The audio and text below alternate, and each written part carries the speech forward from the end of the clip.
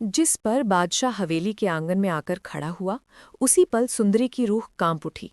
उसकी आंखों के सामने अतीत का वो डरावना चेहरा फिर से जिंदा हो गया। वही शख्स जिसने कभी उसकी जिंदगी को मिट्टी में मिलाने की कोशिश की थी।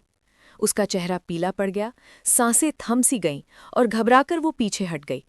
कांपती आवाज में गुलाम से पूछा, ये कौन है और यहाँ क्या कर रहा है? मुझे यहाँ नहीं रहना, मुझे मेरे घर छोड़ दो। गुलाम ने उसे समझाने की कोशिश की कि यही अब उनका घर है, लेकिन सुंदरी की हालत देखकर वो मजबूर हो गया और उसे कराची उसके मायके छोड़ आया। वक्त गुजरता गया और गुलाम का सादा प्यार, उसका ख्याल और उसकी इज्जत सुंदरी के टूटे दिल में धीरे धीरे जगह बनाने लगे। अनजाने में वो गुलाम से मोहब्बत करने लगी। उधर गुलाम हवेली लौटकर बादशाह से कह बैठा कि उसे भी किसी से प्यार हो गया है। बादशाह मुस्कुराया और बोला, तो मिलवाओ ना उस खुशकिस्मत लड़की से। अगले दिन गुलाम खुशी खुशी बादशाह को लेकर सुंदरी के घर पहुंचा। जैसे ही दरवाज़ा खुला और सुंदरी की नज़र बादशाह पर पड़ी, उसके पैरों तले ज़मीन खिसक गई। बिना एक शब्द कहे उसने दरवाज़ा ज़ोर से बंद कर लिया। और वहीं बादशाह समझ गया कि किस्मत ने सुंदरी को फिर उसके सामने ला खड़ा किया है। उसी दिन से उसने अपना खामोश खेल शुरू कर दिया। अगले दिन अकेले सुंदरी के घर पहुंचकर उसे डराने लगा, धमकाने लगा। तब सुंदरी को यकीन हो गया कि ये शख्स उसे कभी चैन से जीने नहीं देगा।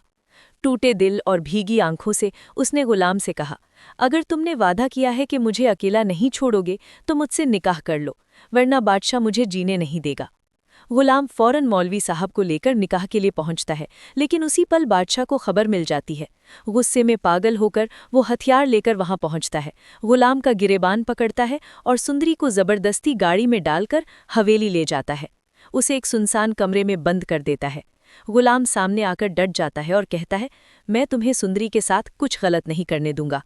मामला बढ़ता है तो ताजू अम्मा खुर्शीद के पास जाती है।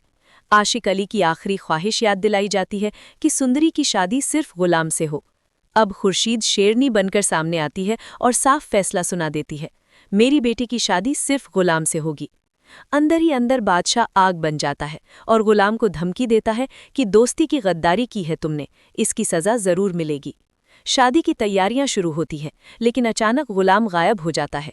बारात का कोई पता नहीं चलता। बादशाह मगरमच्छ के आंसू बहाकर खुद को बेगुनाह साबित करने की कोशिश करता है, लेकिन सुंदरी साफ कह देती है, मैं बादशाह से कभी शादी नहीं करूंगी। मेरी जिंदगी में सिर्फ गुलाम है या फिर कोई नहीं। अब सवाल ये है कि क्या गुलाम को सच में किडनैप कर लिया गया है? क्या बादशाह अपनी आखिरी चाल चल चुका है, या फिर सुंदरी और गुलाम की मोहब्बत हर जुल्म को हरा देगी? क्योंकि सच्चा प्यार वही होता है जो डर के सामने भी खड़ा रहे। और यही इस कहानी का सबक है। ताकत, दौलत और साजिशें कभी मोहब्बत को नहीं हरा सकती। आखिर जीत हमेशा सच्चाई और भरोसे की ही होती है।